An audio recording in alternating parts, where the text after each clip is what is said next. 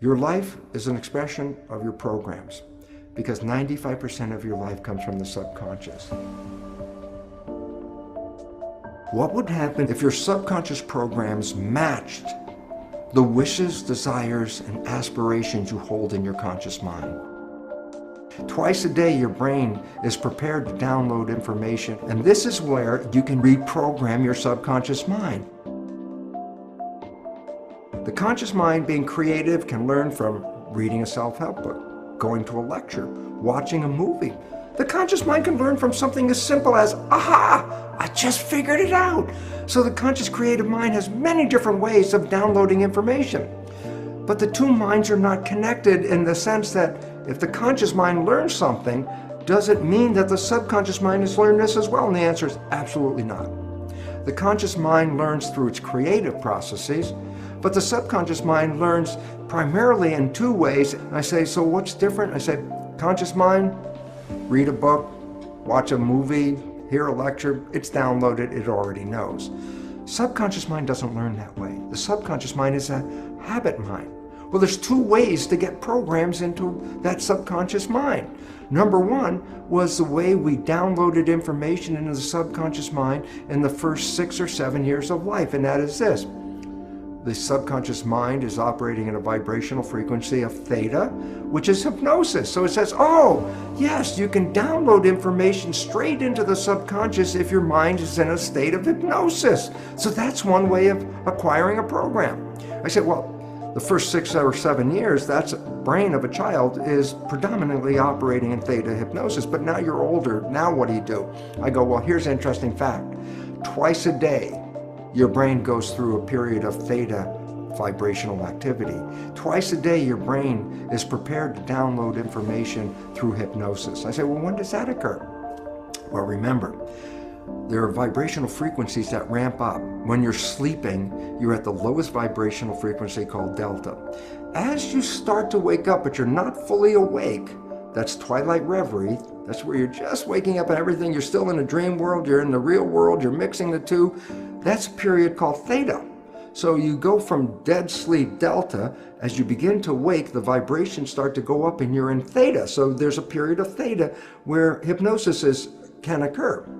But as you get more awake, theta gets to a higher vibration. Alpha, that's calm consciousness. You're just waking up. You're doing your routine chores of getting ready to leave the house.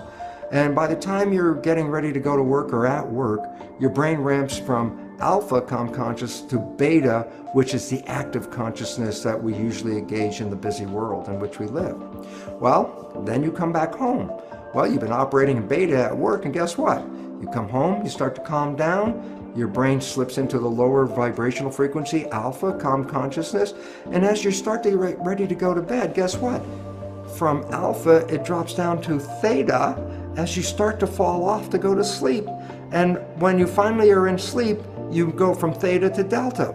So that means as you're going to sleep, as you're going from the alert state to the sleep state, you also pass through theta. So twice a day, your brain is engaged in theta. On the way in waking up, going from delta to higher vibrations, you pass through theta.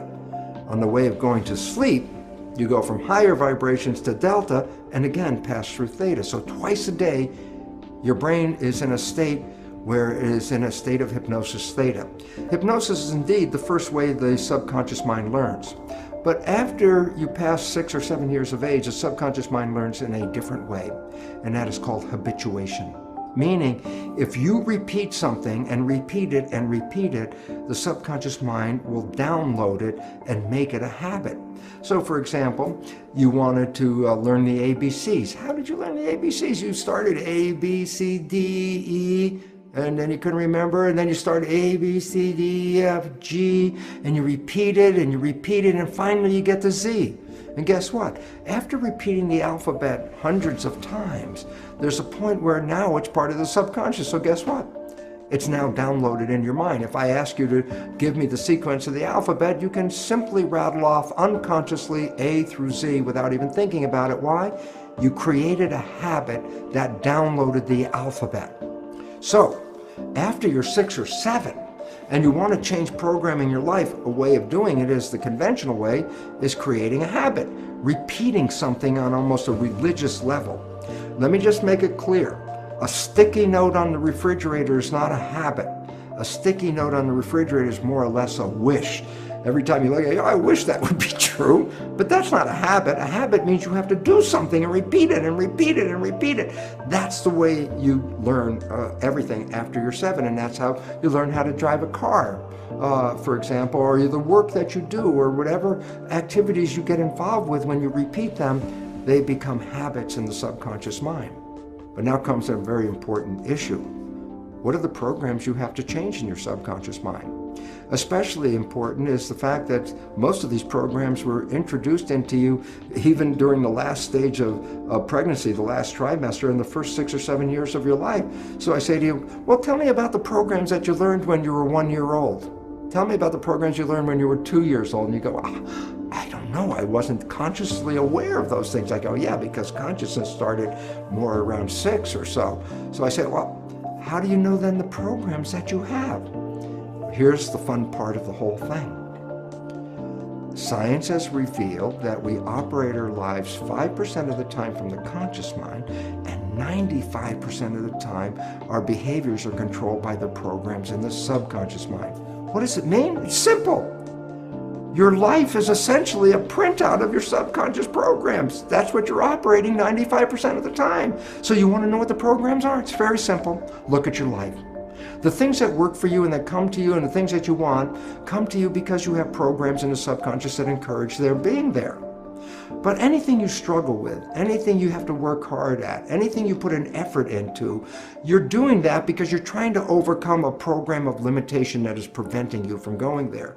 So all you have to do is look at your life and say, hey, what works for me works because I already have programs to support that. What I'm struggling with in life, I'm having a problem with because I have subconscious programs that do not encourage that behavior. So right away you automatically know what behaviors do you want to change. They're the ones that you have difficulty with. Okay, how do you change them? You could change them by creating new behavioral habits that you repeat every day religiously, changing the old behavior and rewriting it live every time, saying, no, don't do it that way. No, don't do it that way. Talking to yourself and saying, that's not what I want. This is what I want. And you constantly repeat this to yourself. Guess what? Habit will inevitably change that program and put it into the new program. So now we're down to a very fundamental understanding of life. And that fundamental understanding of life is this. Your life is an expression of your programs because 95% of your life comes from the subconscious.